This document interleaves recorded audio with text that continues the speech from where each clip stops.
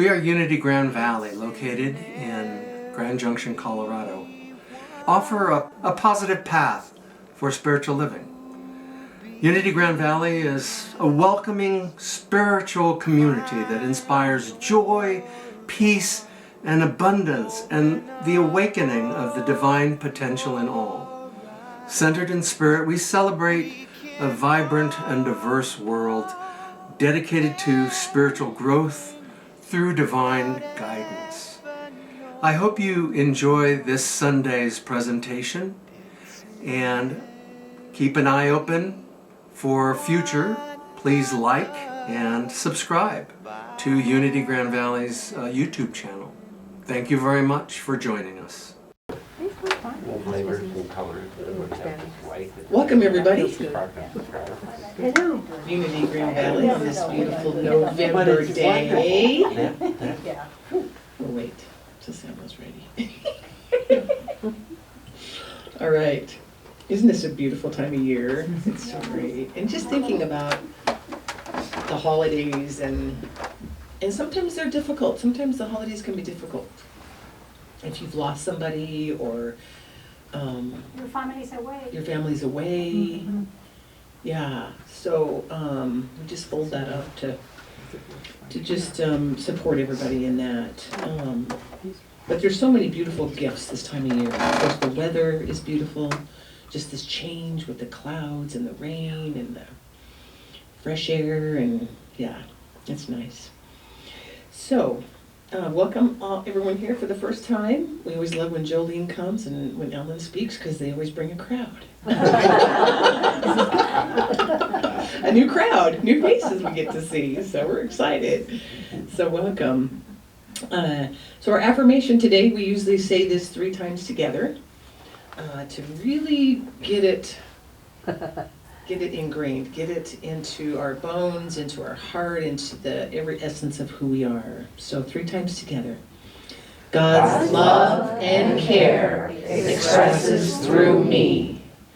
God's love and care expresses through me. God's love and care expresses through me.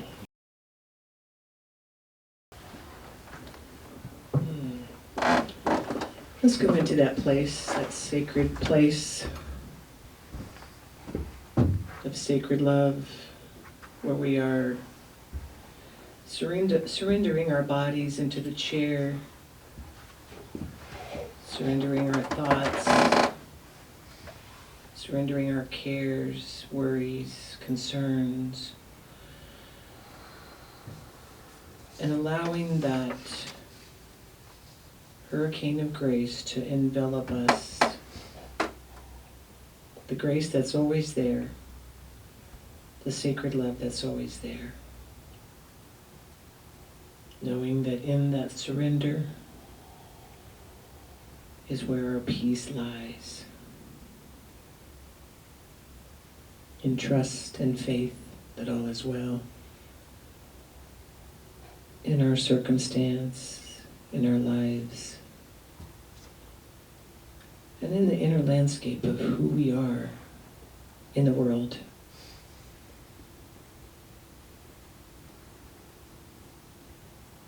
And in our private thoughts. And being in this high energy of love,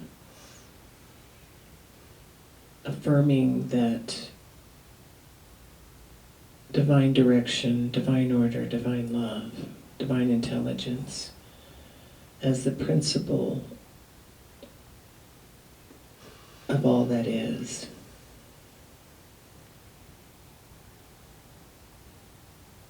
Creates a personal relationship with us, as we know that we can release and lift up our cares to a loving, benevolent force, the creator of worlds.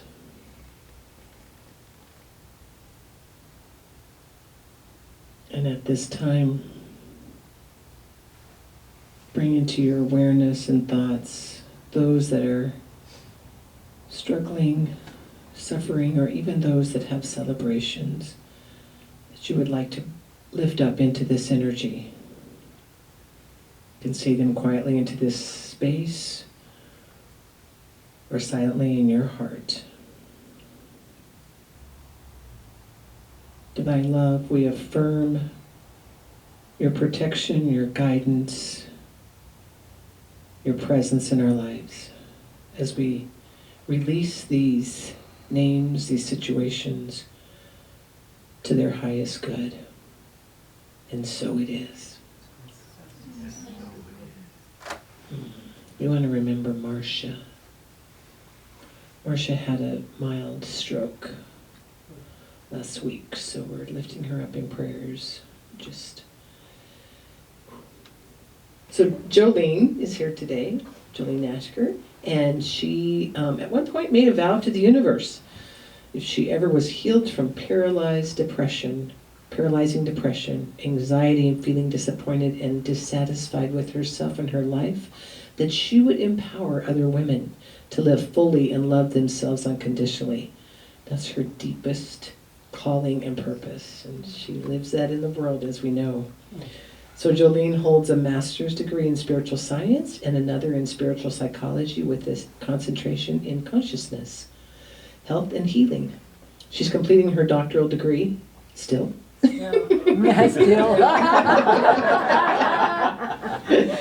It's always still with that one. She is a minister ordained in 2010. She leads soul movement sessions, speaks professionally, works with people one-on-one, leads group and spa day retreats. She's an elementals trainer with New Dharma, and she leads the ecstatic dance. Are you still doing that? I am. Great. On Every Wednesdays? Yes. Wonderful. And that's at Jerry and Ellen's place? Great. In her spare time, Joelene loves to be with her four-legged baby, Mia, travel and to do anything in nature, hike, dance, explore, and eat chocolate, sometimes all at the same time. All at the same time. That's right. And we remember her because she has 3 E's in Joelene. All right. Welcome. Your greatest ability is your availability. So let's put our hands on our hearts. Judian did a beautiful job of having us come into our hearts, into the presence, the divine presence, the divine consciousness within. As you breathe in, breathe into the core of your being. To be more available in your heart and in your mind than maybe ever before.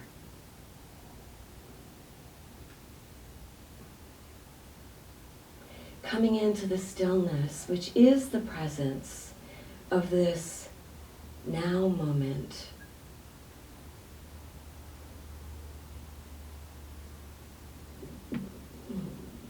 All right, so staying in this place. Many years ago, when I was in grad school, basically cleaning this up from head to toe in spiritual psychology, I got together with dear friends every single week. We would get together for dinner. I started to notice a predictability about our conversations. Our conversations were about our own drama and chaos, complaining, basically talking about all of the issues that we had in our lives, our issue-driven lives. We also had another theme of conversation, and that theme was talking about other people and their issues and their issue-driven lives, also known as gossiping. I came to one conclusion about these types of conversations. Boring! Boring! Really? This is the best we've got? Okay. Well, as I said, not the best of me at that point. I was still in transformation. Not that I'm not now, but I was still very much in transformation and starting to recognize this just doesn't work for me anymore. I don't like this. But if I'm not complaining about other people or talking about my own drama and my own chaos, what exactly do I have to say?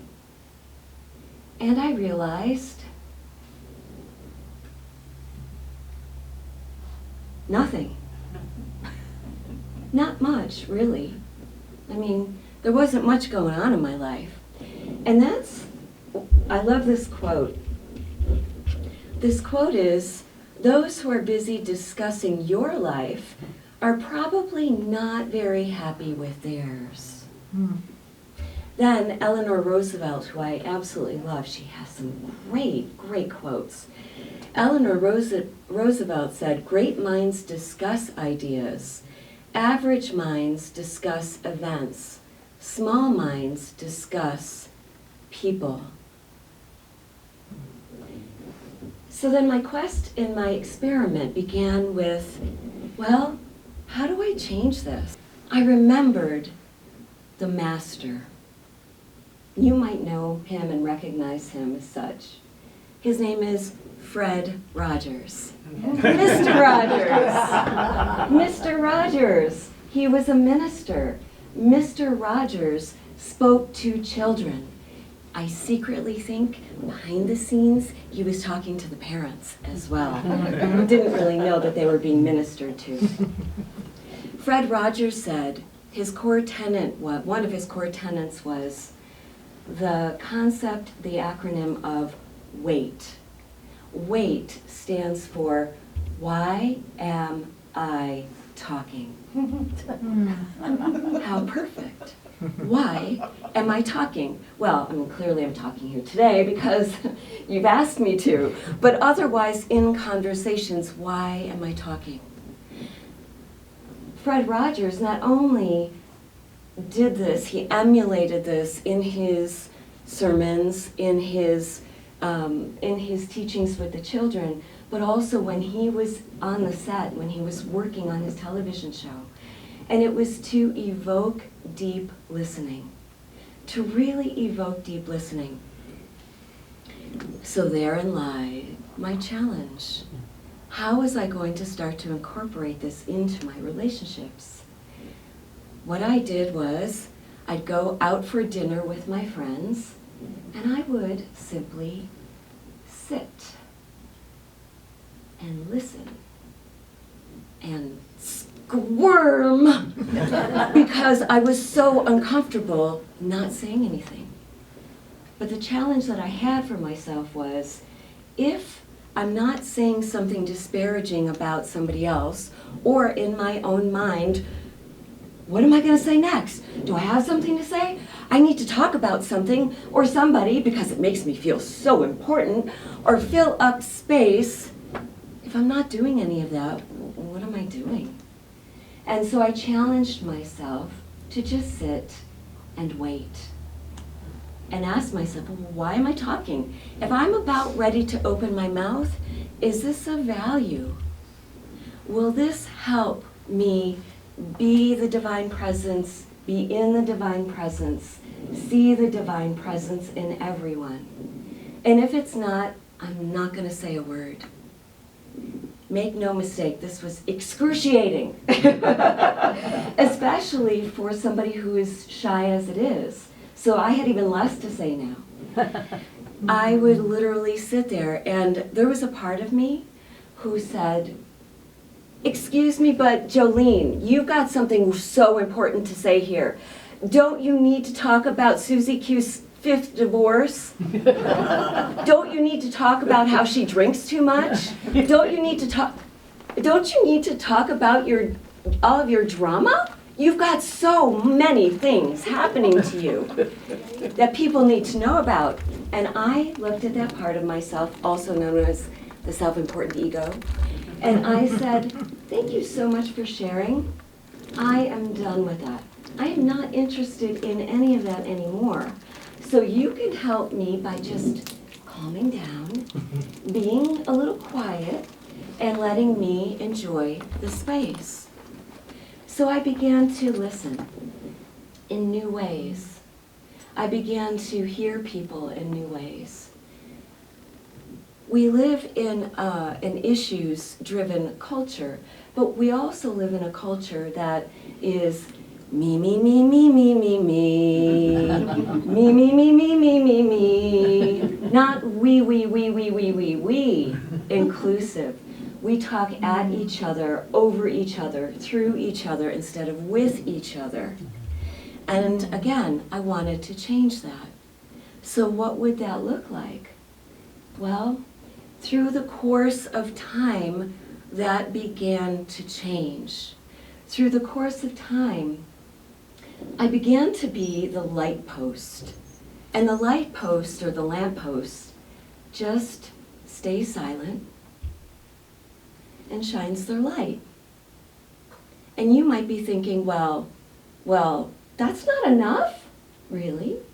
I think it is. Think about it. Somebody who just holds sacred space to the best of their ability. So, have you ever felt really, really, really kind of gunky at the end of a day? That's my word, gunky. Gunky's like, ugh, I just want to scrub off, right? I just want to shower, pour bleach on me from head to toe, or peroxide, and just feel cleaner than I do. Well, I started to feel really gunky after these conversations.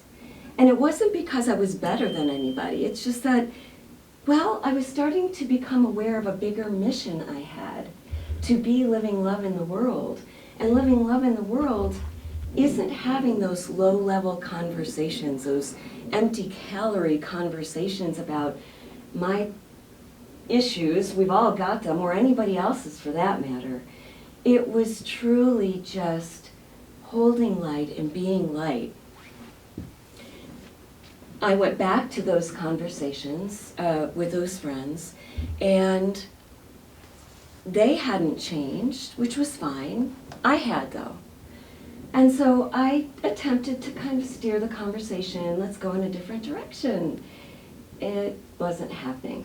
Then I decided to say, hey, I just don't feel comfortable talking about these people anymore. It's not fulfilling, it's not inspiring. And that didn't work either. So I ended up realizing that friendships oftentimes have a reason, a season, and a lifetime. And that's how I find comfort in changing relationship dynamics and changing friendships, that it's totally okay. And these beautiful people came into my life for a reason and a season, and I outgrew them for the rest of my lifetime. And that was all right. This holiday season, and beyond, perhaps, my suggestion is, what if, before you say anything in conversation, you pause and you ask, will this add anything positive? What I'm about to say, will this open our hearts? Will this create a connection or a chasm between us? Before I say anything, will this help or hurt? And if it won't help, then just pause. And if you start to squirm, this too shall pass. Notice it will pass. And it is totally okay to do that. I love this quote by one of my teachers, John Roger, who said, "Why is it regarded as unusual to own up to how good you are, how spiritual you are, how beautiful you are? People will readily own up to how bad they are, how stubborn they are, how not enough they are, how full of guilt and anxiety they are, how they screwed things up and how screwed up they are, and how they've wasted their life. So why not the positive?" I remember being in a meeting one time. I went to this meeting regularly. It was a Toastmasters meeting, and inevitably this person would come up to me, and this person would immediately start telling me all about his sex life and his family life and his Cool. all of the life. All of the life. It's gossip. I wasn't even really friends with him. I was an acquaintance. And I would just stand, and sometimes I would see him weekly, and this would happen. And sometimes this would happen monthly or every few months, where I hadn't seen him for months, but the same thing kept happening. And I felt like, you know those bobbleheads? I just, okay, okay, all right. And finally, I looked at him and I said, Jeff, I haven't seen you in a really long time. Thank you for asking me about my life. And he just kind of glazed over, didn't hear it. That's fine. A reason, a season, a lifetime, right? A reason, a season, a lifetime. I began to change in my dynamics with my relationships. The first one was my relationship with myself. I began to hear myself differently, the literal and figurative tone of my voice, because I wasn't saying as much. I wasn't just trying to fill up space to sound so self-important. I was simply present, so present. I began to really flourish in the beauty of the relationships that I was in. I began to share more of myself, my high self, my God self, my positive self, all the great things that are going on in my life. Like, by the way, I'm going to Portugal in 2 days. So if you think about me, please send me some blessings. Thank you. But truthfully, it was like I began to start presencing myself in a new way because so many good things were going on in my life. But people up until that point didn't know about the good things. And quite frankly, I don't think I really recognized the good things going on in my life because I was talking about all the drama and all the chaos and all of the complaining. I started talking about the good things. As I started to talk about the good things, other people started talking about their good things because it's a magnet. As we move into this season of the rainbow connection, yes, it might be hard at first, like it was for me, for you to wait and not say anything. It might be hard to do that, but the invitation is to allow yourself the spaciousness to open up to your heart and really connect with people in different and new ways. And if you have nothing to say, it's okay, your presence is enough. And if you have nothing to say, ask a great question. Become curious about somebody else and see what kind of magic begins to flourish in the intimacy between you and others. It's really worth the wait.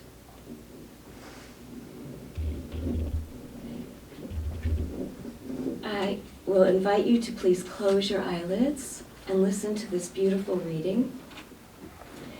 This is by Unity's Daily Word for November and December. This actually is November 8th. And this is called Caring. God's love and care expressed through me. Each person's ability to empathize with others, particularly during their lowest moments, is a precious gift and a way to bring the love of God into the world. Each person's ability to empathize with others, particularly during their lowest moments, is a precious gift and a way to bring the love of God into the world. My impulse to care is from God. Each time my heart opens to feel another's experience, each time I am moved to share of myself in service, I am the hands and the heart of God. Should I ever doubt whether my caring efforts to serve others make a difference, I remember this impulse to help is in everyone. I remember this impulse to help is in everyone. I lend my heart, I lend my open heart and my eager hands to others who are bringing comfort and assistance to those in need.